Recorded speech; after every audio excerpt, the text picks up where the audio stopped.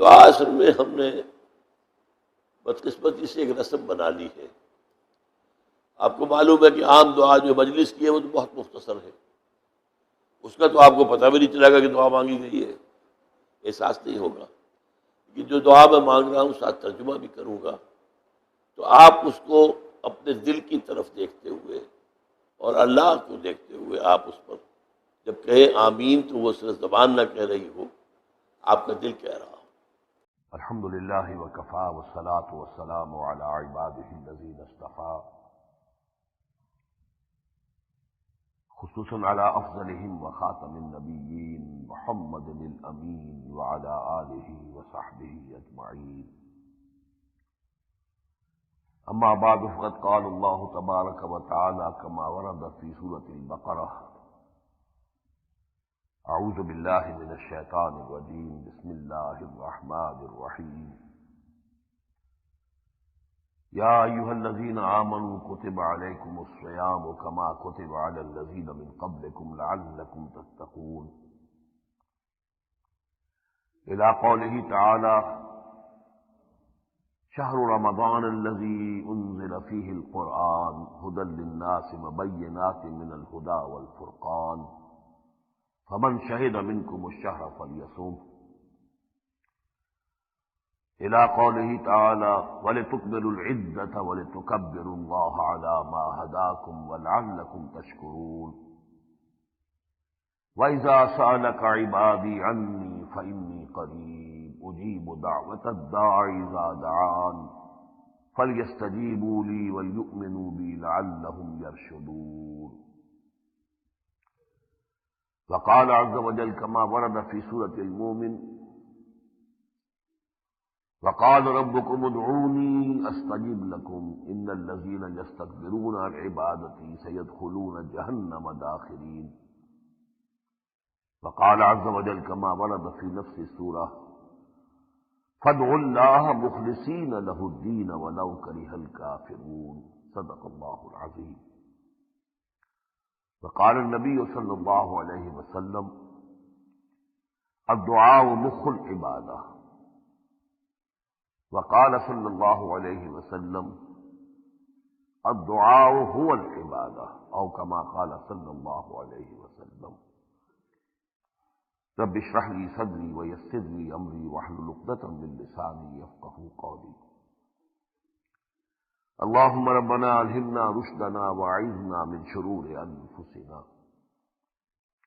اللهم أرنا الحق حقا وارزقنا اتباعه وأرنا الباطل باطلا وارزقنا اجتنابه. اللهم وفقنا لما تحب وترضى. آمین یا رب العالمین. میں نے کچھ آیات اس وقت تلاوت کی ہیں اور دو چھوٹی چھوٹی حدیثیں آپ کو سنائی ہیں. ایک حدیث میں حضور نے فرمایا صلی اللہ علیہ وسلم: الدعاء مخ العبادہ. دعا عبادت کا جوہر ہے، گودا ہے. جیسے ہڈی کے اندر گودا ہوتا ہے، تو عبادت کا اصل جوہر، اصل گودا، یعنی اصل لب لباب دعا ہے. اور ایک اور حدیث میں آپ نے فرمایا: الدعاء هو العبادہ. دعا ہی عبادت ہے. یہ دونوں احادیث جو ہیں ان سے اندازہ ہوتا ہے کہ دعا کا کیا مقام ہے، کیا اس کی حیثیت ہے. یہ جو دوسری حدیث ہے، یہ بات اصل میں جو حضور نے فرمائی ہے تو خود قرآن مجید کی ایک آیت کی ترجمانی ہے. سورہ مومن ہے قرآن حکیم میں 24ویں پارے میں، اور یہ سورہ مبارکہ دعا کے موضوع پر قرآن حکیم کی جامع ترین صورت ہے. اس کا جو عمود ہے، مین ایکسس ہے، مین تھیم، وہ ہے ہی دعا. وقال ربکم ادعونی استجب لکم، آیت نمبر 60 ہے سورہ مبارکہ کی. تمہارا رب یہ کہتا ہے کہ مجھ سے دعا کرو. ادعونی استجب لکم، مجھ سے دعا کرو، مجھے پکارو، مجھ سے مانگو، میں تمہاری دعا قبول کروں گا، میں تمہیں جواب دوں گا، میں تمہاری دعا کو قبول کروں گا. ان الذین یستکبرون عن عبادتی، یقیناً وہ لوگ جو میری عبادت سے بربنائے تکبر اعراض کرتے ہیں. اب یہاں دیکھیے کہ اس آیت کے پہلے ٹکڑے میں لفظ دعا آیا ہے. قال ربکم ادعونی استجب لکم، تو مجھ سے مانگو، مجھے پکارو. اور جو لوگ کہ میری عبادت سے بربنائے تکبر عبا کرتے ہیں، اس آیت سے معلوم ہوا کہ دعا اور عبادت بالکل لازم و ملزوم ہے. معلوم یہ ہوا کہ یہ چیز واقعتاً حضور نے جو فرمائی الدعاء هو العبادہ، اس آیہ مبارکہ نے اسی بات کو، اس حقیقت کو بہت ہی پرشکو انداز میں بیان کیا. وقال ربکم ادعونی استجب لکم ان الذین یستکبرون عن عبادتی سیدخلون جہنم داخرین. جو لوگ استکبار کی بنیاد پر میری عبادت سے گریز کرتے ہیں، ابا کرتے ہیں، تو وہ تو جہنم میں داخل ہوں گے، ذلیل اور خوار ہو کر. لیکن یہ دعا اصل میں ہے کیا، اب اس کو سمجھنے کی ضرورت ہے. ہمارے ہاں ایک تو عام رواج کیا ہے کہ بزرگوں سے دعا کروائی جائے، کسی سے جا کر دعا کروانا. یہ در حقیقت دعا کے تصور کی بالکل نفی ہے. دعا تو اصل میں یہ ہے کہ انسان خود اللہ سے مخاطب ہو، اللہ سے مانگے. ظاہر بات ہے کہ آپ تکلیف میں ہیں اور اس میں آپ چاہتے ہیں کہ اللہ تعالیٰ آپ کی تکلیف رفع کرے، تو جتنی تکلیف آپ کو محسوس ہو رہی ہے کسی اور کو تو وہ محسوس نہیں ہوگی. بذات خود دعا مانگنا اصل دعا یہ ہے. ہاں خود دعا مانگتے ہوئے وہ میں عرض کروں گا پھر اس دعا کی کچھ شرائط ہے. اور یہ جو ہم دوسروں سے دعا کراتے ہیں اس کی وجہ کیا ہے؟ یہ بلا سبب نہیں ہے. دیوانہ بکار خیش ہوشیار. دوسروں سے دعا ہم اس لیے کراتے ہیں کہ ہم یہ سمجھتے ہیں ہمارا منہ ہی نہیں ہے دعا کرنے کا. حرام خوری ہم کر رہے ہیں وہ ہم نے چھوڑنی نہیں. غلط دھندے ہم کر رہے ہیں وہ ہم سے اس سے باز نہیں آ سکتے، تو دعا کیسے مانگیں؟ یہ اصل میں فرار ہے. آپ مانگ لیجیے دعا میرے لیے. تو یہ در حقیقت یہ دعا کی میں سمجھتا ہوں کہ پرورش ہے. اصل دعا وہ ہے جو بندہ خود مانگے. اور دوسرا ایک اور معاملہ آپ نے دیکھا ہوگا، خاص طور پر اب چونکہ یہ رمضان میں عمرے کا بھی بہت اس وقت جو ہے حرم میں بہت ہجوم ہوگا لوگوں کا، اور وہ کتابیں ہاتھ میں پکڑی ہوتی ہیں دعائیں، وہ دعائیں پڑھنا ہو رہا ہے. دعا پڑھنا اور دعا مانگنا میں زمین و آسمان کا فرق ہے. آپ نے بس وہ لکھی ہوئی ہے پڑھتے چلے جا رہے ہیں. وہ آپ کے دل سے نکلی ہوئی بات نہیں ہے، وہ تو ایک عبارت ہے جو آپ نے پڑھ لی ہے. تو یہ دعا پڑھنا ہوا، دعا مانگنا نہ ہوا. دعا مانگنا کیا ہے؟ انسان براہ راست، اور انسان کی جو اصل حقیقت ہے، اس کی جو انا ہے، اس کی جو خودی ہے، وہ براہ راست ہم کلام ہو اللہ کے ساتھ، روح در روح. جب تک یہ کیفیت جو ہے میسر نہیں ہوتی تو وہ دعا نہیں ہے. ہاں یہ ضرور ہے کہ ایک ذکر ہے جو آپ کر رہے ہیں. جب دعا پڑھ رہے ہیں تو یقیناً کچھ نہ کچھ اچھی باتیں اس دعا کے اندر ہے. اللہ کی تسبیح ہے، اللہ کا تحمید ہے، کچھ اور ذکر ہے. تو ایک ذکر تو ہو گیا، اور ذکر سے کچھ نہ کچھ آپ کو ثواب مل جائے گا. لیکن جس شے کا نام دعا ہے وہ تو در حقیقت جب تک دل سے نہ نکلے، دل کی گہرائی سے نکلے. چنانچہ جو میں نے آپ کو آیت سنائی ہے سورہ مومن کی، تو اس آیت کے دونوں طرف، اس سے پہلے بھی اور اس کے بعد میں بھی، فَادْعُوا اللَّهَ مُخْلِصِينَ لَهُ الدِّينَ، اللہ کو پکارو، اللہ سے دعا کرو، لیکن اس کے لیے اپنی اطاعت کو خالص کرتے ہو. اگر یہ خلوص و اخلاص نہیں ہے اللہ کے ساتھ، آپ اللہ کے احکام کو توڑ رہے ہیں، حرام خوری کر رہے ہیں، غلط طریقے سے کاروبار کر رہے ہیں، اور اس سے بھی بڑھ کر عام جو بات ہے، غیر اللہ کے اقتدار اور اختیار پر اور غیر اللہ کی بالادستی پر، طاغوت کی بالادستی پر، باطل کی بالادستی پر آپ گویا کہ رضامند ہیں کہ آپ نے ریکنسائل کیا ہوا ہے، اسے تسلیم کیا ہوا ہے، اور آپ پکار رہے ہیں اللہ کو کہ اللہ میری مدد فرما. یہ دعا جو ہے اللہ تعالیٰ کے ہاں در حقیقت کسی صورت بھی مقبول نہیں. ایک ہی شکل ہے، یا تو مخلصین لہ الدین، اس کے لیے آپ کی اطاعت خالص ہو، اسی کی بندگی، اسی کی اطاعت۔ یہ صورت آج کی دنیا میں شاید ہمیں کہیں بھی نہ مل سکے، اس لیے کہ پوری دنیا میں کوئی ملک ایسا نہیں، کوئی علاقہ ایسا نہیں جہاں اللہ کا دین بتمام و کمال قائم ہو۔ جہاں بھی آپ رہیں گے انفرادی سطح پر آپ نماز پڑھ لیں گے، روزہ رکھ لیں گے، کچھ نہ کچھ عبادت آپ نے کر لی۔ اجتماعی نظام جو ہے پوری زندگی کا، وہ تو کفر کے قبضے میں ہے، باطل کے قبضے میں ہے، قانون غیر اللہ کا چل رہا ہے، نظام کچھ اور کا ہے، معیشت جو ہے وہ پوری سود پر ہے، قانون سازی ہو رہی ہے، انسان خود حاکم بنے بیٹھے ہوئے ہیں۔ سب سے زیادہ جو اس وقت کا دنیا کا چہیتا نظام ہے ڈیموکریسی، وہ کیا ہے؟ جس میں ساورنٹی آف دی پیپل، حاکم عوام ہے، اللہ کی حاکمیت نہیں ہے، حاکمیت خدا بندی کی نفی ہے۔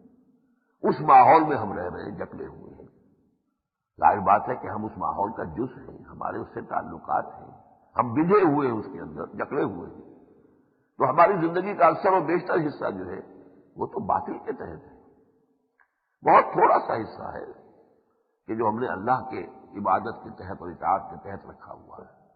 بس یہی ہے کہ ہمارے گھروں میں سور کا گوشت نہیں ہے، شراب کی بوتلیں نہیں ہیں، وہ بھی جن کو اللہ تعالیٰ نے بچا رکھا ہے۔ شراب تو ویسے ہمارے معاشرے میں کافی عام ہے، لیکن یہ کہ جو بچے ہوئے میں ان کی بات کر رہا ہوں۔ اور یہ کہ نماز روزہ ہے، اللہ خیر صلی اللہ، باقی پورا نظام جس میں کہ ہم سانس لے رہے ہیں، پوری فضا جو جس میں ہم سانس لے رہے ہیں، وہ تو سب باطل کے تحت ہے اور باطل کے نظام کے تحت ہے۔ تو اب اگر مخلصین لہ الدین نہیں ہو سکتا تو کیا کریں؟ ناممکن ہے، میرے لیے بھی ممکن نہیں ہے، میں آپ سے بات اس وقت کر رہا ہوں، میرے لیے کہاں ممکن ہے کہ بالکل ہی اللہ کی اطاعت میں اپنے آپ کو دے دوں۔ میں بھی اسی ملک میں رہتا ہوں، اسی ملک کے قوانین ہیں، ان کی میں پابندی کرتا ہوں۔ وہ قوانین اللہ کے بنائے ہوئے نہیں، اللہ کے دیے ہوئے نہیں ہیں۔ اس اعتبار سے ہماری عدالتیں ہیں، وہاں اللہ کے قانون کے مطابق فیصلے نہیں ہوتے۔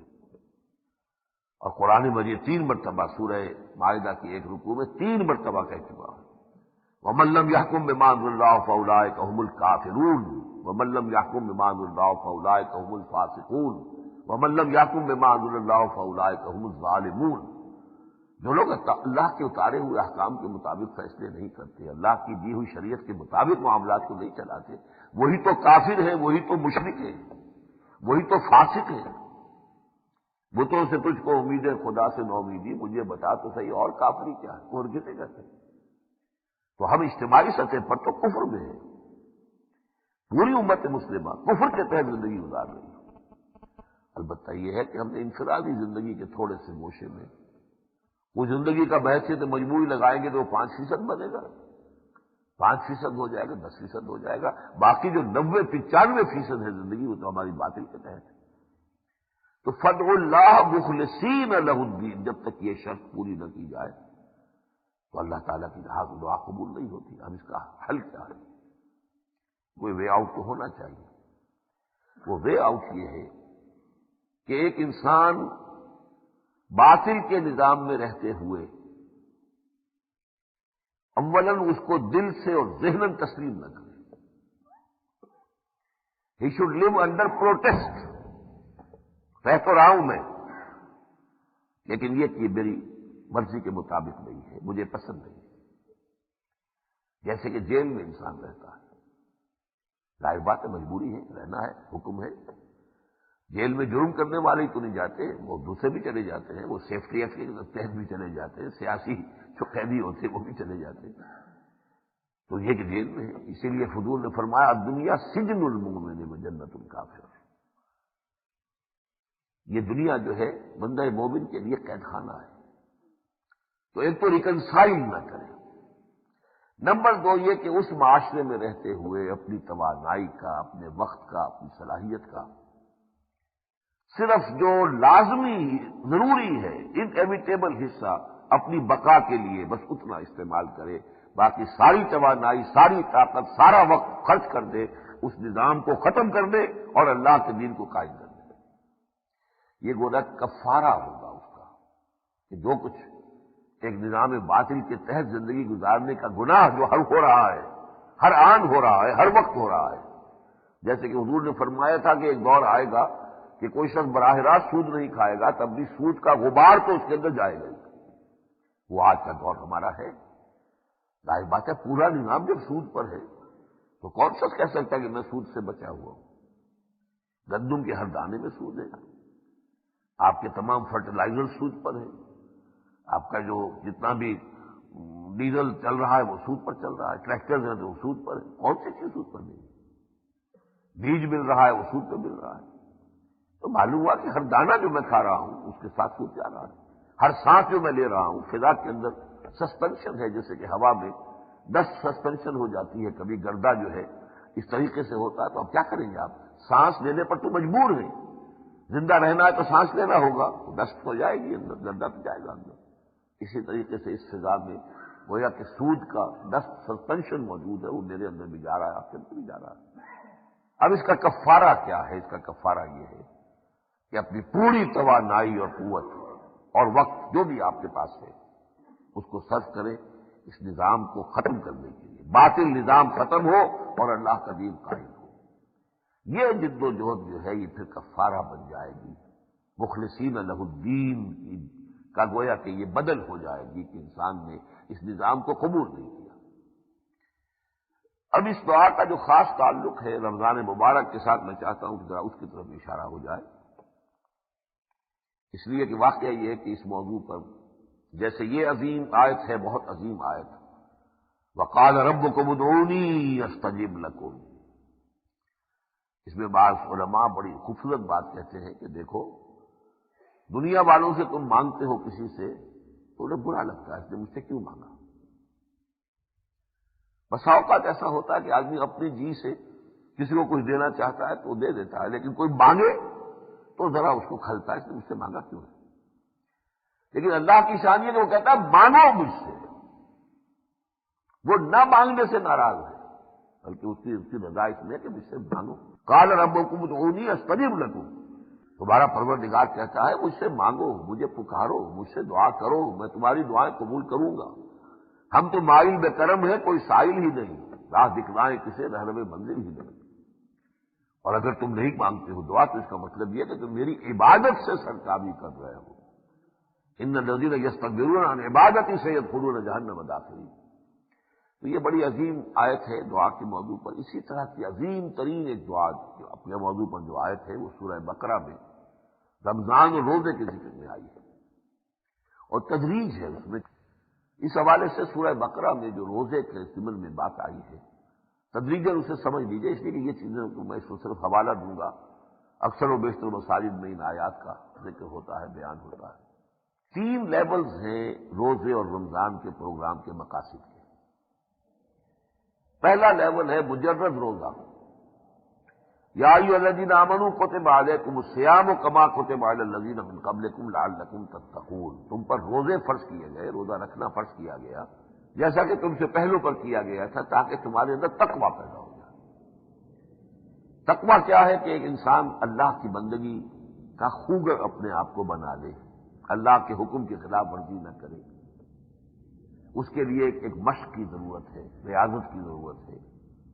اس لیے کہ انسان کو معصیت پر آمادہ کرنے والی چیزیں کون کون سی ہیں؟ مارکس سے پوچھیے وہ کہے گا پیٹ ہے انسان کا سب سے بڑھ کر. اس کی معاشی ضرورت ہے جو انسان کو گناہ پر، معصیت پر، اللہ کی نافرمانی پر آمادہ کرتی ہے. شہوت ہے، فرائڈ صاحب کے ذہن میں وہ اٹک کر رہ گئی ہے کہ جنسی جذبہ جو ہے یہ بہت زوردار ہے، بہت منہ زور گھوڑا ہے. یہ مختلف جو بھی انسٹنکٹس ہیں، اینیمل انسٹنکٹس انسان کے، یہی انسٹنکٹس ہیں، یہی انڈیا لیبیڈو ہے فرائڈ کے الفاظ میں. یہ انڈیا لیبیڈو انسان کو آمادہ کرتی ہے، وہ اس کی خواہشات کی طرف اسے ابھارتی ہے. اور جو خواہشات جب مشتعل ہو جاتی ہے، شہوات خواہشات جب مشتعل ہو جائیں تو پھر وہ انسان اندھا بہرا ہو جاتا ہے. اسے کچھ خیال نہیں رہتا کہ حلال ہے یا حرام ہے، میں کس میں منہ مار رہا ہوں، کس راستے کو میں اختیار کر رہا ہوں. تو اس انڈ اور لیبیڈو کو کنٹرول کے اندر ہونا چاہیے. تقویٰ نام اس کا ہے کہ ایک انسان اپنے اس حیوانی داعیات اور جو محرکات عمل ہیں حیوانی اینیمل انسٹنکٹس ان کو کنٹرول کر سکے. اور اس میں بھی بلکہ میں نے درج کیا تھا کہ انگریزی میں 2 الفاظ استعمال ہوتے ہیں، سیلف اینیہیلیشن اور سیلف کنٹرول. سیلف اینیہیلیشن اسلام میں نہیں ہے. یہ رہبانیت ہے، یہ عیسائیوں کے ہاں ہے، بدھ مت میں ہے، اور جگہ پر ہے، ہندوؤں میں ہے. اپنے نفس کو بالکل کچل دینا، یہ نہیں ہے، اسلام میں نہیں. اسلام نے تو بڑی متوازن تعلیم دی ہے. وَإِنَّ لِنَفْسِكَ عَلَيْكَ حَقًّا، تمہارے نفس کا بھی تم پر حق ہے. اللہ نے جو داعیات تمہارے اندر رکھے ہیں، اللہ نے رکھے ہیں، اللہ نے بنایا ہے تمہیں. اور جو بھی داعیہ رکھا ہے، جو انسٹنکٹ رکھا ہے، وہ اب تمہاری کسی محبوب کے لیے رکھا ہے، تمہاری فلاح کے لیے رکھا ہے. تو اینیہیلیشن جو ہے اس کو کچل دینا، ختم کر دینا، نفس کو مار دینا، نفس کشی جسے ہم کہتے ہیں، یہ اسلام میں نہیں ہے. لا رحمانیت فی الاسلام. اسلام صرف کہتا ہے کہ نفس کو کنٹرول کرو، ضبط نفس، سیلف کنٹرول. ایسا نہ ہو کہ یہ آپ کی اڈ یا لیبیڈو آپ سے کسی وقت کوئی حرام کام کرے، بس. باقی اس اڈ اور لیبیڈو کے جو تقاضے ہیں، نفس انسانی کے، نفس حیوانی کے تقاضے ہیں، حلال ذریعوں سے پورا کرو. بلکہ حلال میں اچھے سے اچھے کو بھی قرآن تو منع نہیں کرتا. قل من حرم زینۃ اللہ التی اخرج لعبادہ والطیبات من الرزق. یہ جو رہبانیت کا جو خیال ہے کہ اچھی چیز نہ کھاؤ، وہ لذیذ شے مت کھاؤ، اس سے بھی نفس کو جو ہے وہ تقویت حاصل ہو گئی. کس نے حرام کی ہے اچھی چیزیں جو اللہ نے بنائی ہے؟ اور کس نے اچھا رزق جو ہے جو اللہ نے بنایا حرام کیا ہے؟ یا زینت کی چیزیں جو ہے، زیبائش کی چیزیں کس نے حرام کی ہے؟ ہاں یہ ہے کہ حلال ذریعے سے کمایا گیا ہو. اور دوسری بات وہ جو میں پہلے کہہ چکا ہوں، ایک ہے کیفیت یہ کہ اللہ کا دین غالب ہے، اللہ کا دین قائم ہے، اسلامی ریاست ہے.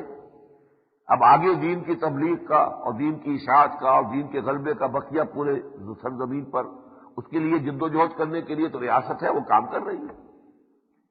اس حال میں جو انڈیویجولز ہیں، جو افراد ہیں، جو عام شہری ہیں اسلامی ریاست کے، وہ ٹھیک ہے. جب ریاست کی طرف سے مطالبہ آئے گا کہ 10,000 والنٹیئرز چاہیے، اگر 10,000 والنٹیئرز نکل آئے، باقی سب آرام سے گھروں میں رہیں. گھروں میں رہتے ہیں وہ اب کاروبار کریں، حلال ذریعے سے اچھا کمائیں، خوب کمائیں، کھائیں پیئیں، اچھا کھائیں، تو کوئی حرج نہیں. کوئی علمی ذوق ہے پورا کریں، نوافل کے ذریعے سے عبادت کرتے ہوئے اللہ تعالیٰ کا تقرب حاصل کریں، کوئی حرج نہیں. لیکن اگر اللہ کا دین مغلوب ہے، باطل غالب ہے، تو معاملہ بالکل مختلف ہے. اب تو یہ کہ اسلامی ریاست تو ہے ہی نہیں. اب گویا کہ ہر انڈیویجول پر فرض ہے کہ وہ اپنی تمام توانائیاں، اپنی قوتیں، اپنی صلاحیتیں باطل کے تسلط کو ختم کر کے حق کے غلبے کی جد و جہد کرنے لگا دیں. اس میں ظاہر بات ہے کہ جب وقت وہاں لگ جائے گا تو اپنی ضرورتیں تو کم کرنی پڑے گی، اپنا معیار زندگی جو ہے وہ تو نیچے لانا ہوگا. ورنہ تو یہ ہے کہ سارا وقت اگر انہی کاموں میں صرف ہو گیا تو دین کی اقامت اور دین کے لیے جد و جہد کے لیے وقت کہاں سے آئے گا؟ بہرحال پہلی بات جو ہے جو سورہ بقرہ میں بیان فرمائی گئی کہ روزے سے مقصد کیا ہے؟ یہ بھوک جو ہے، پیاس ہے. یہ 12 گھنٹے، 14 گھنٹے، 15 گھنٹے، کہیں کہیں تو یہ کہ 18 گھنٹے کا روزہ ہو جاتا ہے، 19-20 گھنٹے کا روزہ ہو جاتا ہے. اسکینڈینیوین کنٹریز میں جائیے تو اس حوالے سے یہ ہے کہ اتنی دور، اتنی دیر تک انسان اپنی بھوک کو، پیاس کو، شہوت کو، جنسی جذبے کو روک کر رکھے. کیوں کہ اللہ نے اجازت نہیں دی. حلال چیز بھی استعمال نہیں کر رہا انسان. کھانے کو موجود ہے، سب کچھ رکھا ہوا ہے، اچھی سے اچھی مشروبات جو ہیں وہ فریج میں رکھی ہوئی ہیں، لیکن نہیں، اجازت نہیں. تو یہ گویا کہ ایک مشق ہے، ایک ریاست ہے، جد و جہد ہے، ایک ایکسرسائز ہے اس بات کے لیے کہ ہم خوگر ہو جائیں. ہمارا جو ہماری انا یا ہماری خودی جو ہے وہ ہمارے اس نفس کو کنٹرول کر لے. یہ ہے پہلا لیول. یا ایھا الذین آمنوا کتب علیکم الصیام کما کتب علی الذین من قبلکم لعلکم تتقون. اب اس کو دو آتشا کیا پروگرام کو. روزے کی یہ حکمت، یہ مصلحت یا مقصد حاصل ہو جاتا کسی بھی مہینے میں روزہ فرض کر دیتے، وہ ایکسرسائز تو ہو جاتی، لیکن اس کے لیے خاص مہینہ چنا گیا، شہر رمضان الذی انزل فیہ القرآن. اس روزے کی عبادت کو اور اس کی برکات کو دو آتشا کرنے کے لیے مہینہ وہ چنا گیا جو نزول قرآن کا مہینہ ہے. قرآن کیا شے ہے؟ ھدی للناس وبینات من الھدی والفرقان. اور اب ایک چیز اضافی ایڈ کر دی گئی کہ دن میں روزہ رکھو اور رات کو قرآن کے ساتھ جاگو. قرآن کو اپنے قلب میں، اپنی روح کے اندر جذب کرو. یہ دو اچھا پروگرام ہو گیا، اس لیے کہ دیکھیے سورہ بقرہ کے شروع میں فرمایا گیا ہے ہدی للمتقین، اور یہاں فرمایا گیا ہدی للناس۔ قرآن تمام انسانوں کے لیے ہدایت ہے، ہر دور کے انسان کے لیے ہدایت ہے، لیکن اس کی ہدایت سے استفادے کے لیے شرط ہے تقویٰ۔ اگر دل میں خوف خدا نہیں ہے، طلب ہدایت نہیں ہے، آدمی چاہتا ہی نہیں ہے کہ ہدایت کی طرف میں جاؤں، تو کیا ہے، آپ بھینس کے آگے بین بجائے جائیے، کوئی فائدہ نہیں ہوگا۔ قرآن مجید کتنا سنایا محمد رسول اللہ صلی اللہ علیہ وسلم نے، ابو جہل پر ابو لہب پر تو کوئی اثر نہیں ہوا۔ لہذا تقویٰ پیدا کرو۔ اب دیکھیے وہی خوبصورت عید قائم ہو گیا کہ دن میں روزہ رکھو لعلکم تتقون۔ جو تھوڑی سی پونجی تمہیں تقویٰ کی ملی ہے دن بھر کے روزے سے، بھوک سے، پیاس سے، اور یہ بھی جان لیجیے کہ وہ بھوک اور پیاس جو ہے وہ باقی شریعت کے احکام کی بھی پابندی کے ساتھ ہو، ورنہ فائدہ کیا ہے؟ اللہ کے حکم سے جائز چیز بھی اس وقت نہیں کھا رہے، جائز مشروب بھی نہیں پی رہے، لیکن ساتھ ہی ناجائز کام کر رہے ہیں، جھوٹ بول رہے ہیں، حرام خوری کر رہے ہیں، رشوتیں لے رہے ہیں روزے سے۔ تو حضور نے فرمایا یہ روزہ نہیں، یہ فاقہ ہے۔ من لم یدع قول الزور والعمل به فلیس للہ حاجۃ ان یدع طعامہ وشرابہ۔ حضور نے فرمایا جس شخص نے جھوٹ بولنا نہیں چھوڑا اور اس پر عمل کرنا نہیں چھوڑا، جھوٹ پر عمل کر رہا ہے، حرام پر عمل کر رہا ہے، اللہ کے احکام کی خلاف ورزی کر رہا ہے، تو جو شخص جھوٹ بولنا اور جھوٹ پر عمل کرنا نہیں چھوڑتا، اللہ کو کوئی ضرورت نہیں کہ بھوکا پیاسا رہے، کھانا پینا چھوڑ دے۔ یہ تو بھوکا پیاسا ہے، یہ روزے سے نہیں ہے۔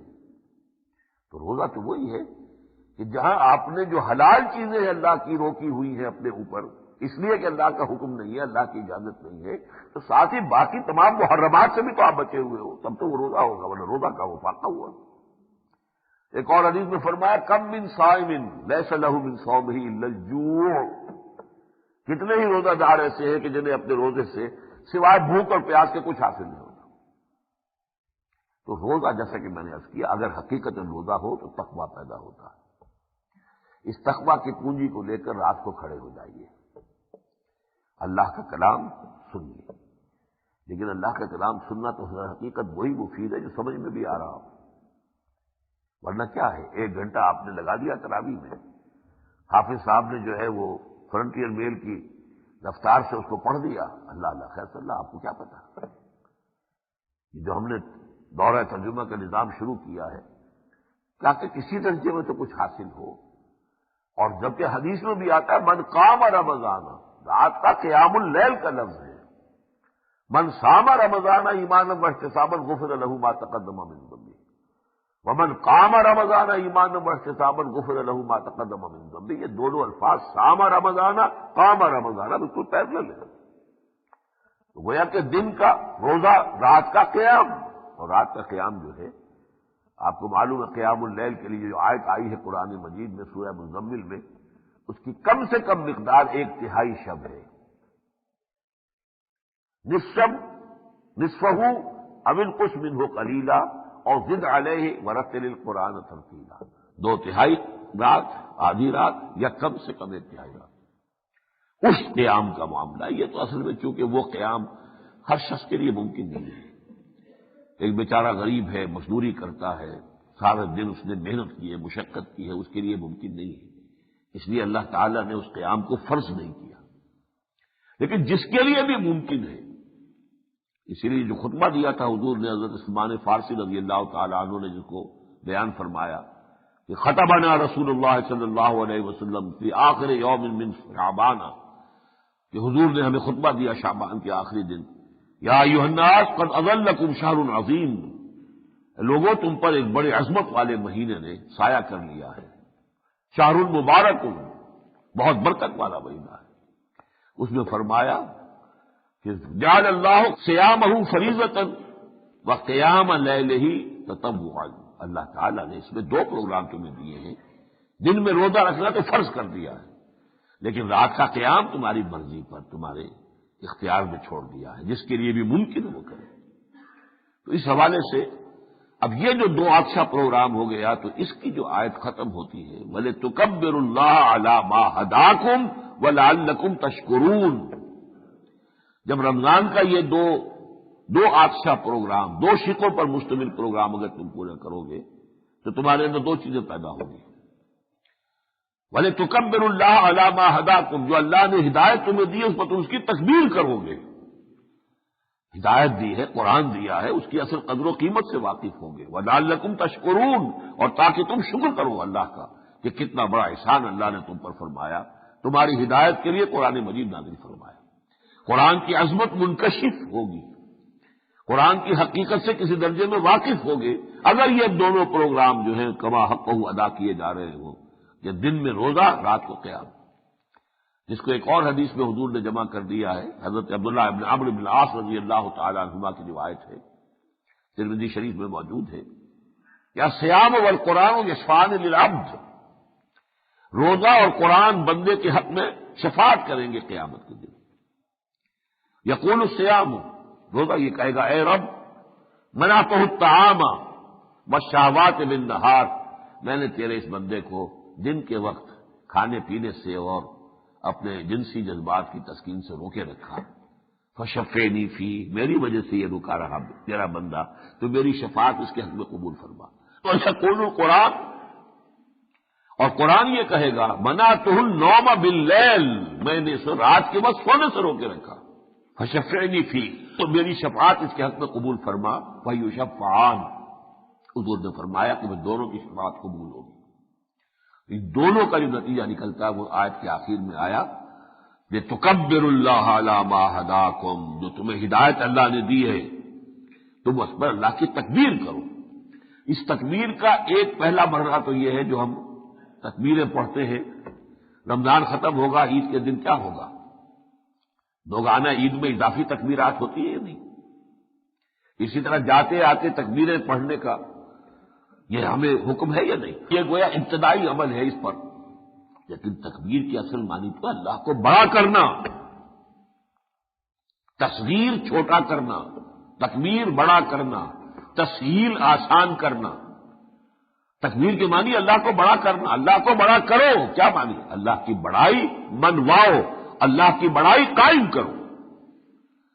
یہ تکبیر جو ہے، اقبال نے جو کہا ہے، یا وسعت افلاق میں تکبیر مسلسل، یا خاک کی آغوش میں تسبیح و مناجات، وہ مسلک مردان خداگاہ خدا مست، اور یہ مذہب ملا و جمادات و نباتات۔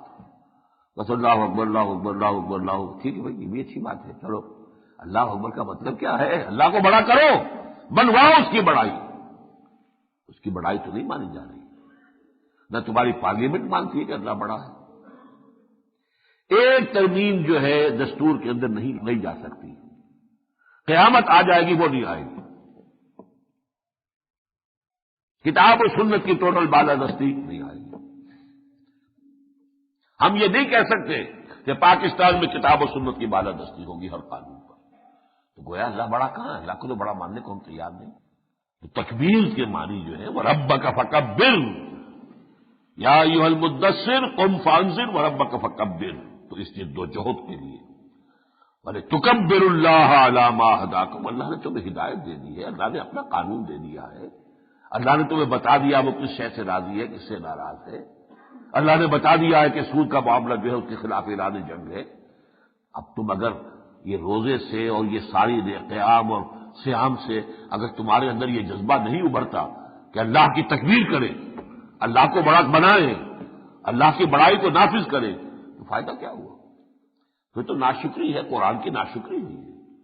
ما آمن بالقرآن من استحل محارمہ، حضور نے فرمایا جس شخص نے قرآن کی حرام کردہ کسی شے کو حلال قرار دے دیا، اپنے لیے حلال کر دیا، اس کا قرآن پر کوئی ایمان نہیں۔ بہرحال اس وقت کیونکہ میں دعا کے موضوع پر کہہ رہا ہوں، تو اب تیسری آیت جو آتی ہے اس سلسلے میں اس کا تعلق ہے دعا سے۔ وَإِذَا سَأَلَكَ عِبَادِي عَنِّي فَإِنِّي قَرِيبٌ، اور جب میرے بندے اے نبی آپ سے پوچھیں میرے بارے میں تو انہیں بتا دیجیے میں قریب ہی ہوں۔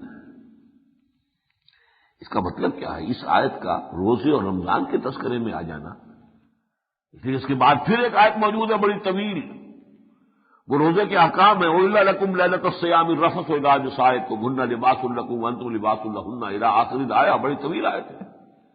تو ادھر بھی روزے کا رمضان کا ذکر، ادھر پھر احکام صوم کا ذکر، بیچ میں یہ آیت. اس نظم قرآن کے حوالے سے اس کی عظمت واضح ہوتی ہے. اس روزے اور قرآن، ان دو کا جو یہ دو آتشہ پروگرام ہے، اس کا کلائمیکس یہ ہے کہ آپ کے اندر جو ایک ملکوتی روح، ڈیوائن سپارک، دیکھیے مغرب کے مفکرین نے بھی مانا ہے کہ انسان کے اندر کوئی ڈیوینٹی کا ایلیمنٹ بھی ہے، کوئی ڈیوائن سپارک بھی ہے. یہ صرف حیوان نہیں ہے. یہ تو ڈارون کا نظریہ ہے کہ جس نے آ کر انسان کو ذرا حیوان بنا کر رکھ دیا اور اس میں کچھ ہے ہی نہیں. انسان میں حیوان ہے، پورا حیوان ہے، لیکن صرف حیوان نہیں ہے نور تجلی بھی اسی خاک میں پنہا. غافل تو نرا صاحب ادراک نہیں ہے. نقطۂ نوری کے نام وہ خودی، زیر خاک ما شرار زندگی. میں خاکی ہوں، میرا وجود خاکی ہے، زمین سے بنا ہے. منہا خلقناکم وفیہا نعیدکم ومنہا نخرجکم تارۃ اخری. لیکن اسی خاک کے پیکر میں نقطۂ نوری بھی ہے، ایک ڈیوائن سپارک بھی ہے. وہ کیا ہے؟ روح ہے میری. فَإِذَا سَوَّيْتُهُ وَنَفَخْتُ فِيهِ مِن رُوحِي فَقَعُوا لَهُ سَاجِدِينَ. یہ روح ہے جس کی طرف ہم اشارہ کرتے ہیں. میں کون ہوں؟ غور طلب بات ہے. میرا ہاتھ، اب یہ میرا، یہ پوزیسو موڈ ہے اس پروناؤن کا. میرا تو پوزیشن کا تو کیا ہوگا؟ ایک ہے کہ جو پوزیس کر رہا ہے، دوسری وہ ہے کہ جو پوزیسڈ ہے چیز. تو وہ کون ہے جس نے کہ یہ پوزیس کر رہا ہے اس ہاتھ کو؟ میرے ہاتھ، میرے پاؤں، میرے کان، میرا سر، میرا جسم، میرا وجود، میرا جسم، یہ کون؟ میں وہ کون ہے جس کا یہ جسم ہے؟ وہ میں کون ہے جس کا یہ وجود ہے؟ وہ میں، وہ انا، وہ سیلف، وہ خودی، وہ ہے جو آج اصل میں ڈاروینین نظریات کے تحت جس کی نفی ہو گئی. اسی کے اس بات کے لیے علامہ اقبال نے ایک دور میں، جبکہ یونان کے فلسفے اور منطق کا زور ہو گیا تھا، تو اس کا توڑ کرنے میں جہاں کام کیا امام غزالی نے اور امام ابن تیمیہ نے، وہاں واقعہ یہ ہے کہ ان دونوں سے بڑھ کر کام کیا مولانا روم نے اپنی انا کا اس بات. اور آج کے دور میں اسی خودی کے اس بات کے لیے علامہ اقبال کا فلسفہ خودی یہی تو ہے کہ تو حیوان نہیں ہے نرا.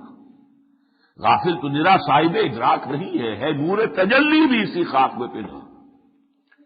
اس میں ایک ڈیوائن ایلیمنٹ ہے، لیکن یہ ڈیوائن ایلیمنٹ سویا رہتا ہے کیونکہ تمہاری توجہ ادھر نہیں ہے. وَلَا تَكُونُوا كَالَّذِينَ نَسُوا اللَّهَ فَأَنسَاهُمْ أَنفُسَهُمْ. ان لوگوں کے مانند نہ ہو جاؤ جنہوں نے اللہ کو بھلا دیا تو اللہ نے انہیں اپنے آپ سے غافل کر دیا. اپنی اصل حقیقت جو اس کی عظمت کی بنیاد ہے اس سے انسان غافل ہے. جسم سے تو غافل نہیں ہے. ذرا سی پھنسلیاں نکل جائے وہی آپ کو بے چین کر دے گی، سونے بھی نہیں دے گی. پھر ڈاکٹر کے پاس آپ جائیں گے. لیکن روح کی بیماری کا بھی کبھی خیال آیا؟ روح کی کمزوری کا خیال آیا؟ وہ اصل انسان جو ہمارے اندر ہے، جو دبا رہتا ہے ہمارے اس حیوانی وجود کے اندر. تو روزے کا اور قرآن کا کیا ہے پروگرام کہ وہ روح کو تقویت حاصل ہوتی ہے. روزے نے جسم کو مزمحل کیا، حیوانی وجود کو کچھ دبایا، کچھ کمزور کیا. قرآن نے آبیاری کی. جیسے کوئی بے ہوش پڑا ہو آدمی، آپ اس کو چھینٹے مارتے پانی کے تو ہوش میں آتا. تو قرآن مجید کے ترشح ہوا ہے، قرآن مجید جو کہ باران رحمت پہ ہوا ہے، اس نے روح کو بیدار کیا ہے. روح جاگ گئی ہے. اب روح جاگے گی تو کل شیء یرجع الی اصلہ، ہر شے جو ہے اپنی اصل کی طرف رجوع کرتی ہے. اس کی توجہ ہوگی اللہ کی طرف جہاں سے وہ روح آئی ہے. یسألونک عن الروح قل الروح من امر ربی، یہ امر رب ہے. اور اس کو اللہ تعالیٰ نے اپنی طرف خاص طور پر روحی کہہ کر وَنَفَخْتُ فِيهِ مِن رُوحِي، میں اپنی روح میں سے پھونک دوں. اس میں فرشتوں سے کہا تھا جب میں آدم کی تخلیق مکمل کر لوں اور اس میں اپنی روح میں سے پھونک دوں فَقَعُوا لَهُ سَاجِدِينَ، تو پھر پڑھنا اس کے سامنے سجدے میں. اس روح کو تسکین جو ملی اور اس کو تقویت حاصل ہوئی یہ اب اپنے رب کی طرف متوجہ ہوتی ہے۔ یہ جو توجہ ہے روح کی اللہ کی طرف، یہی دعا کی اصل بنیاد ہے۔ اصل دعا یہ ہے وَإِذَا سَأَلَكَ عِبَادِي عَنِّي فَإِنِّي قَرِيبٌ، اے نبی جب میرے بندے آپ سے میرے بارے میں پوچھے تو ان سے کہہ دیجئے کہ میں کہیں دور نہیں ہوں، مجھے تلاش کرنے کے لیے پہاڑوں پر جانے کی ضرورت نہیں، غاروں میں جا کر تپسیا کرنے کی ضرورت نہیں، جب چاہو جہاں چاہو، نحن اقرب الیہ من حبل الورید، ہم تو انسان سے اس کی رگے جان سے بھی زیادہ قریب۔ یہ تو مغایرت اس لیے ہے کہ تم ہماری طرف متوجہ نہیں، ذرا توجہ کرو، دل کے آئینے میں ہے تصویر یار، جب ذرا گردن جھکائی دیکھ لی، لیکن توجہ تو ہو۔ وَإِذَا سَأَلَكَ عِبَادِي عَنِّي فَإِنِّي قَرِيبٌ أُجِيبُ دَعْوَةَ الدَّاعِ إِذَا دَعَانِ، میں تو پکارنے والے کی پکار کو سنتا ہوں جب بھی مجھے پکارتا ہے، جہاں پکارتا ہے، دیر اینڈ دین میں اسے جواب دیتا ہوں۔ یہ ہے دعا کا معاملہ، لیکن اس دعا کی شرط کیا ہوئی کہ وہ روح جو ہے وہ در حقیقت اللہ، اس کو علامہ اقبال نے جو کہا ہے، ان کے جو لیکچرز ہیں، خطبات، یہ ایک لیکچر ہے دی میننگ آف پریئر ان اسلام، اس دعا کا اسلام میں کیا مقام ہے، کیا حیثیت ہے۔ وہاں بہت خوبصورت انداز میں کہتے ہیں کہ ایک ہے انائے کبیر، دی بگ آئی ایم، جس کے لیے بہترین تعبیر سورہ طٰہٰ میں ہے، اننی انا اللہ لا الہ الا انا فاعبدنی واقم الصلاۃ لذکری، میں ہوں، میں اللہ، میرے سوا کوئی معبود نہیں، بس میری بندگی کرو، واقم الصلاۃ لذکری، اور نماز قائم کرو میری یاد کے لیے۔ تو یہ جو بڑی میں ہے، میں انا، اور یہ انفائنائٹ ایگو ہے، انائے کبیر، انائے مطلق، اور ایک چھوٹی سی انا میرے اندر بھی ہے، یہ انائے صغیر ہے، یہ انا فائنائٹ انا ہے، یہ چھوٹی سی انا انائے کبیر کے روبرو جب ہو، ہم کلام ہو، یہ ہے دعا۔ اور اس کا پھر مقام وہ ہے کہ الصلاۃ معراج المومن، صلاۃ کے معنی دعا کے ہے۔ صلاۃ کو نماز کے لیے جو ہم نے یہ شکل ہے، اللہ نے، حضور نے ہمیں یہ سکھائی ہے، اور اصل صلاۃ کیا ہے، وہ تو سورہ فاتحہ ہے، وہ کیا ہے، وہ دعا ہے۔ تو صلاۃ جو ہے در حقیقت کسی چیز کی طرف توجہ کرنا، متوجہ ہونا، یہ اس کے اصل لغوی معنی ہے۔ تو دعا مخ العبادہ، دعا ہو العبادہ، اور یہ صلاۃ جو ہے در حقیقت یہ ہے جس کو فرمایا گیا کہ معراج المومنین، گویا کہ اسی دنیا میں رہتے ہوئے تم اللہ سے ہم کلام ہونے کی حیثیت حاصل کر سکتے ہو، لیکن بشرطے کہ واقعتاً تمہاری خودی جاگ گئی ہو، اس کو تقویت حاصل ہوئی ہو، روح اب بیدار ہو، وہ روح دعا کر رہی ہو، تمہارے قلب کی گہرائیوں سے دعا نکل رہی، جسے ہم کہتے ہیں قلب کی گہرائی سے دعا نکلی۔ قلب مسکن ہے روح کا، گویا کہ روح جو ہے وہ در حقیقت اللہ کی طرف متوجہ ہو گئی ہے، یہ ہے دعا کی اصل حقیقت۔ اور اسی لیے فرمایا الصلاۃ معراج المومنین۔ لیکن آخر میں عرض کر دوں کہ اس کی ایک شرط ہے، اس آیت میں بھی ہے، اور جو میں نے آپ کو سورہ مومن کی آیت سنائی وہاں بھی موجود ہے۔ سورہ مومن میں 2 مرتبہ آیا ہے فَادْعُوا اللَّهَ مُخْلِصِينَ لَهُ الدِّينَ، دعا ضرور کرو اللہ سے، اللہ تو دعا نہیں کرتے ہو تو اللہ ناراض ہوتا ہے، لیکن اس کی شرط بھی ہے اپنی اطاعت اس کے لیے خالص کرتے ہیں، یہ نہیں کہ اس کے دشمنوں سے ساز باز ہے، اس کی حرام کی ہوئی چیزوں میں ملوث ہے اور دعا کرتے جا رہے ہیں، دعا پڑھتے جا رہے ہیں، یہ تو کوئی دعا نہیں۔ مخلصین لہ الدین۔ اسی طرح اسی صورت میں ایک مرتبہ اور فرمایا هو الحی لا الہ الا هو فادعوہ مخلصین لہ الدین، پکارو ضرور اس کو، لیکن اس کے لیے اپنی عبادت کو خالص کرتے ہو، اپنی اطاعت کو، دین کو۔ اس آیت میں بھی فرمایا سورہ بقرہ کے فَلْيَسْتَجِيبُوا لِي، میں تو ان کی دعا ہر جگہ، ہر وقت، ہر آن منتظر ہوتا ہوں کہ وہ مجھے پکارے تو صحیح، میرا بندہ مجھ سے دعا تو کرے، میری طرف متوجہ تو ہو، مجھ سے ہم کلام تو ہو، لیکن ایک شرط ہے فَلْيَسْتَجِيبُوا لِي، میرا بھی تو کہنا مانو، میرے احکام پر چلو، میرے دین کا جھنڈا اٹھاؤ، میرے قانون کو نافذ کرنے کی جدوجہد کرو۔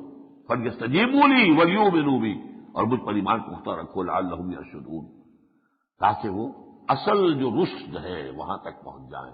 یہ ہے ہائٹ، کلائمیکس. 3 لیول میں نے آپ کو بتائے تھے.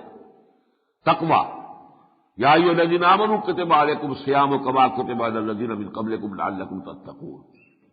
دوسرا لیول قرآن مجید کی عظمت کا انکشاف ہو جانا، اور اب اس قرآن کے نظام کو قائم کرنے کے لیے تکبیر رب کے لیے کھڑے ہو جانا انسان کا.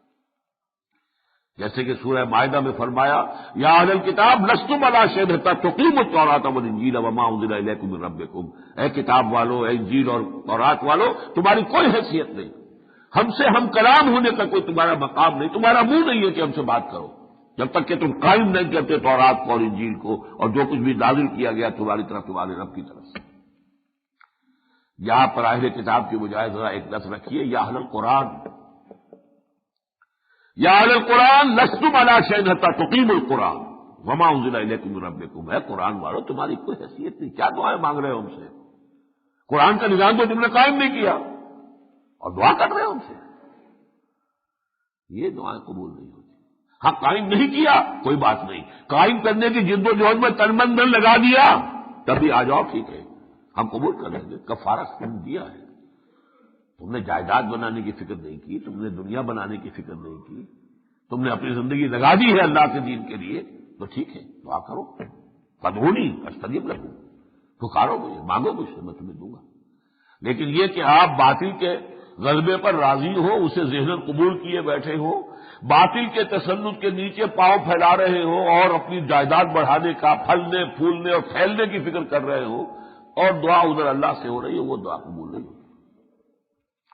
اب ایک تو میں آپ کو وہ حدیث اور سنا دوں کہ حضور نے فرمایا، نقشہ کھینچ دیا بلکہ، کیونکہ یہ عمرے کے دن ہے، لوگ جاتے ہیں کتنے کتنے لمبے سفر کر کے، کتنے پیسے خرچ کر کے، پھر حج آ رہا ہے، 20 لاکھ 25 لاکھ 30 لاکھ آدمی حج پہ جمع ہو جاتے ہیں، دعائیں مانگتے ہیں، ملتزم پہ چمٹے ہوئے ہیں، اور طواف میں بھی دعائیں پڑھ رہے ہیں. اور پھر خاص طور پر جب 9 ذی الحجہ کو، یوم عرفہ کو، وہ جبل الرحمت کے اوپر کھڑے ہوتے ہیں، ایسے معلوم ہوتا ہے جیسے کہ وہ جیسے شہد کی مکھی کا چھتا ہوتا ہے. واقع جبل الرحمت جو ہے اس وقت وہ انسان اس طریقے سے ہوتے ہیں، اس پر کوئی 1 انچ خالی نہیں ہوتا. وہ دعا مانگ رہے، ہاتھ اونچے کیے.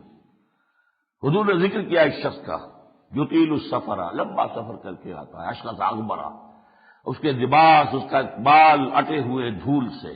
پرانے زمانے کی بات ہے، آج کل تو ہوائی جہاز سے گئے آپ، نہ کوئی دھول ہے نہ کوئی گردہ ہے، لیکن وہ تو پہلے تو ہوتا تھا، آدمی اونٹ پر سفر کر کے آ رہا ہے، احرام باندھا ہوا ہے، نہائے بھی نہیں ہے، مبادا کہیں بال ٹوٹ جائے تو جسم پر میل بھی ہے، سب کچھ ہے، اور اس وقت دعا مانگ رہا ہے انسان. ورنہ یمد یدیہ الی السماء، وہ اپنے دونوں ہاتھ آسمان کی طرف بڑھاتا ہے، یا رب، اے میرے رب، اے پروردگار، اللہم. وَأَنَّىٰ يُسْتَجَابُ لِذَٰلِكَ، اس شخص کی دعا قبول ہو تو کیسے ہو؟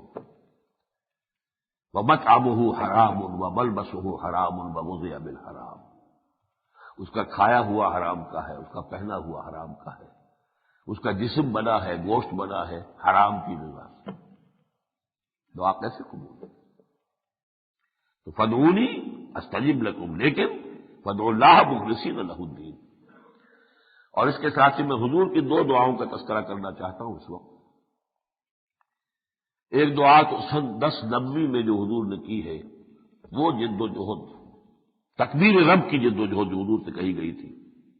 ربک فکبر، اپنے رب کی تکبیر کرو، بڑائی کی جد و جہد کرو.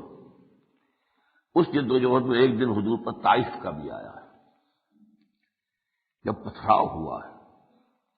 جس شخص کے پاس گئے اپنی دعوت لے کر، اسے دھتکار دیا اور بڑی توہین آمیز انداز میں. کسی نے کہا کہ اللہ کو تمہارے سوا کوئی نہیں ملا تھا نبی بنانے کے لیے. انا للہ و انا الیہ راجعون.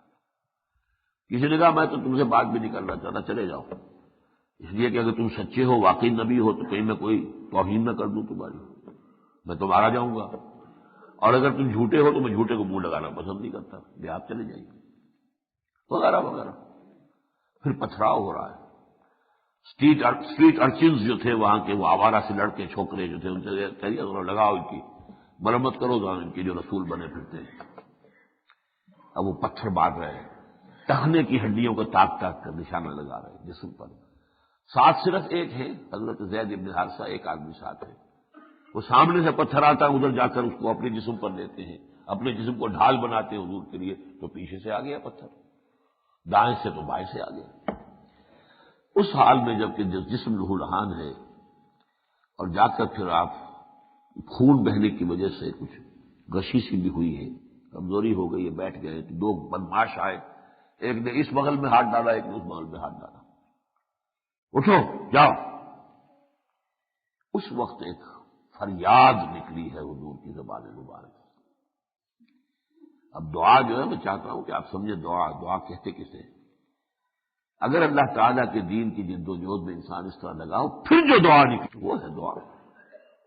اس تکلیف میں، اس مصیبت میں، اللہم الیک اشکو ضعف قوتی وقلت حیلتی وحوانی علی الناس، لا تیری جناب میں فریاد لے کر آیا ہوں اپنی قوت کی کمی کا، اپنے وسائل کی کمی کا، اور لوگوں میں جو یہ رسوائی ہو رہی ہے، الی من تکلنی، اے اللہ کس کے حوالے کر دیا ہے مجھے، الی بعید یتجہمنی او الی عدو ملکت امری، کیا میرا معاملہ جو ہے دشمن کے حوالے کر دیا، جو چاہے میرے ساتھ کر گزرے۔ ان لم یکن علی غضبک فلا ابالی، لیکن اے اللہ اگر تو ناراض نہیں ہے تو پھر مجھے پرواہ نہیں ہے، جو تیری مرضی ہے میں حاضر ہوں۔ نہ شمد نصیب دشمن کے شمد ہلاکے تیغ افسر دوستاں سلامت کی تو خنجر آزما، بس مجھے اندیشہ یہ کہیں تو ناراض تو نہیں ہو گیا۔ ان لم یکن علی غضبک فلا ابالی، یہ ہے وہ جو ہم کلام ہو رہے ہیں، بات ہو رہی ہے، روح در روح ہو رہی ہے، دعا اسے کہتے ہیں۔ اب یوں سمجھیے کہ 4 سال بعد کی اب دعا ہے،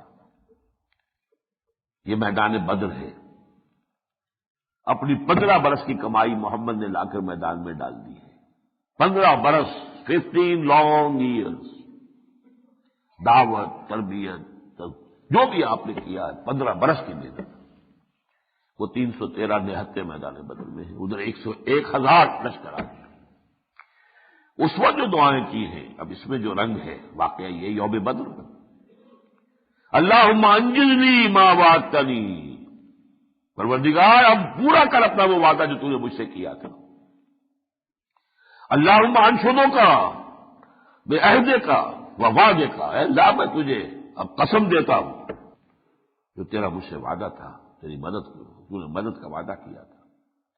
اور اس دعا میں یہاں تک بھی پھر آپ الہا و زاری کے ساتھ ساتھ جو ہے یہ رنگ بھی آیا ہے کہ اللہم ان تعلق اصابت اليوم لا توبت، اے اللہ اگر آج یہ گروہ، یہ جو 313 لا کر میں نے میدان میں ڈالے ہیں، اگر یہ سب ہلاک ہو گئے تو پھر تیری کوئی بندگی کرنے والا دنیا میں نہیں ہوگا۔ اللہم ان شئت لم توبت بعد اليوم، اب اگر تیری مرضی یہی ہے، اگر ان کو ہلاک کر دے تو ظاہر بات میں آخری رسول ہوں، میرے بعد تو کوئی رسول نہیں، کوئی نبی نہیں، اور میری 15 برس کی محنت یہ ہے جو کمائی میں نے میدان میں لا کر ڈالی، اگر یہ ہلاک ہو گئے تو پھر تیری بندگی کون کرے گا؟ اس کے بعد وہ آیت اتری ہے اللہ تعالیٰ کی طرف سے، حضرت جبرائیل آئے ہیں، اور حضور نے پھر حضرت ابوبکر ساتھ سے وہاں کھڑے ہوئے، جب یہ دعا مانگ رہے تھے آپ سجدے میں تھے، تو حضرت ابوبکر نے بھی کہا کہ حسبک حسبک، حضور اب بس کیجیے، اب بس کیجیے۔ اور اس کے بعد انہوں نے کہا کہ ابوبکر خوشخبری سنو، یہ جبرائیل آئے ہوئے، یہ پہنچ گئے ہیں، گھوڑے کی لگام پکڑ کر کھڑے ہوئے، اللہ تعالیٰ نے فرشتے بھیج دیے۔ اس جد و جہد، جیسا کہ میں نے عرض کیا، یا تو بڑی خوش قسمت ہے وہ قوم یا وہ افراد جن کو ایسا ماحول مل جائے کہ اللہ کا دین غالب ہے، بس ٹھیک ہے، صاحبان ہمارے سر پر کے اوپر ہے، اب آپ یہاں پہ آرام سے رہیں، کھائیں پیئیں، اچھا کھائیں اچھا پیئیں۔ قل من حرم زینۃ اللہ التی اخرج لعبادہ والطیبات من الرزق، لیکن اگر وہ صاحبان نہیں ہے تو ایک ایک فرد کے ذمے ہے تن من دھن لگا دینا، ان صلاتی و نسکی و محیای و مماتی للہ رب العالمین، دن رات ایک کر دینا اسی جد و جہد۔ یہ اگر نہیں کر رہا آدمی تو پھر اس کی کوئی دعا نہیں، کسی دعا کی کسی قبولیت کا کوئی سوال نہیں۔ ہاں اس جد و جہد میں انسان پڑھتا ہے تو مختلف مراحل پر آ کر جس طرح کی دعائیں ہوتی ہیں اس کی میں نے دو آپ کے سامنے سیرت النبی سے نمونے پیش کر دیے۔ اللہ تعالی ہمیں توفیق دے کہ اصل ہماری روحیں بیدار ہوں، اولاً یہ ہمارے اندر تقویٰ پیدا ہو، ہماری روحیں بیدار ہوں، ہماری روحیں اللہ کی طرف حقیقتاً متوجہ ہو جائیں۔ پھر یہ کہ ہم طے کر لیں کہ ان صلاتی و نسکی و محیای و مماتی للہ رب العالمین۔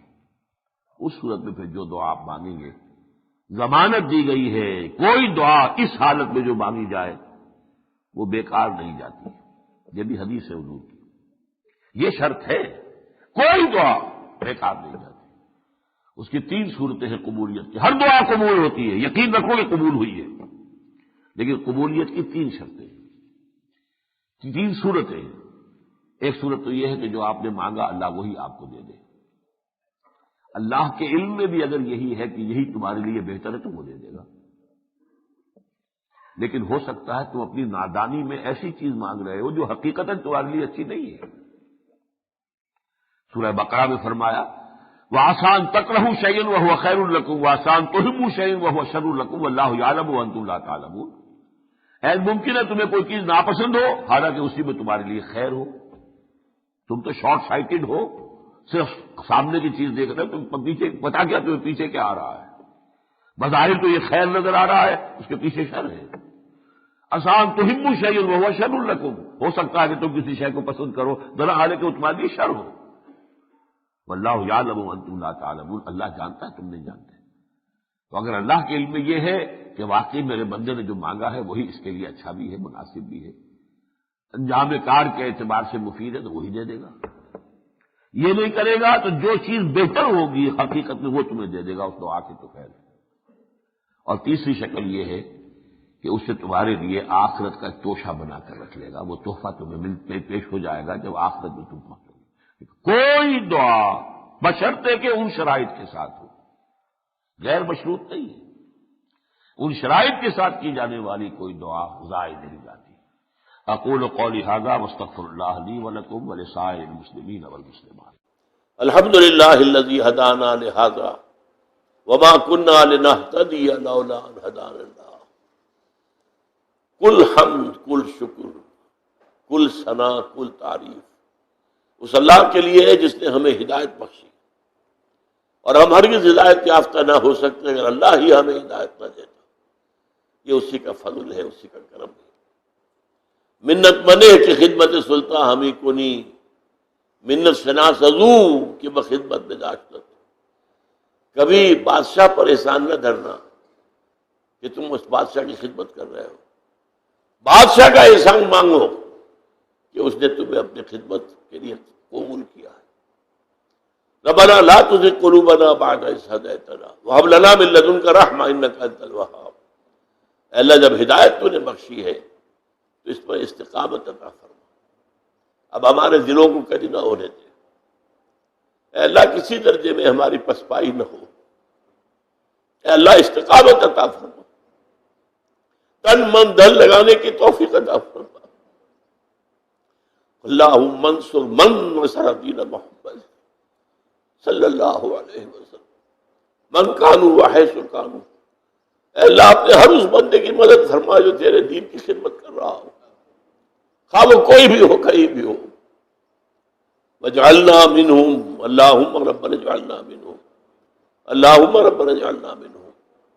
واخذل من خلق دین محمد صلی اللہ علیہ وسلم من کانوا وحیث کانوا ولا تجعلنا معهم۔ اے اللہ ہر اس شخص کو ذلیل اور خوار و رسوا کر دے جو تیرے نبی کے دین سے روگردانی کر رہا، اور اے اللہ ہمیں اپنی پناہ میں رکھ، ایسے لوگوں کی نچھے دار باتوں میں نہ آ جا، ایسے لوگوں کے فریب میں نہ آ جا، ان کے مکر کا شکار نہ ہو جائے۔ ربنا تقبل منا انک انت السمیع العلیم وتب علینا انک انت التواب الرحیم۔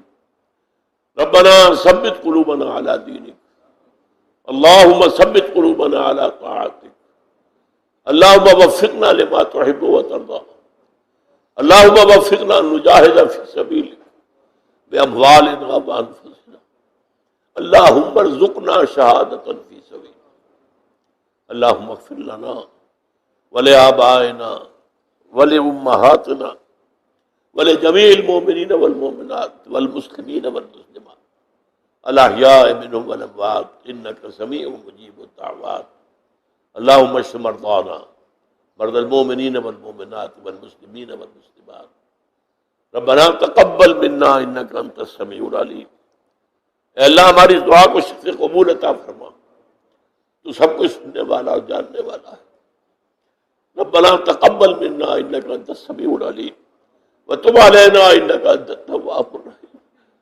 ہماری خطاؤں سے درگزر، ہمارے غلطیوں کو معاف فرما، ہمارے گناہوں کو بخش دے، اللہ کوتاہیوں سے صرف نظر فرما، اے اللہ ہماری تقصیرات کو معاف فرما، اے اللہ اپنی جناب میں اس طرح حاضر کر کہ تو ہم سے راضی ہو۔ وصلی اللہ تعالی علی خیر خلقہ محمد وآلہ وصحبہ برحمتک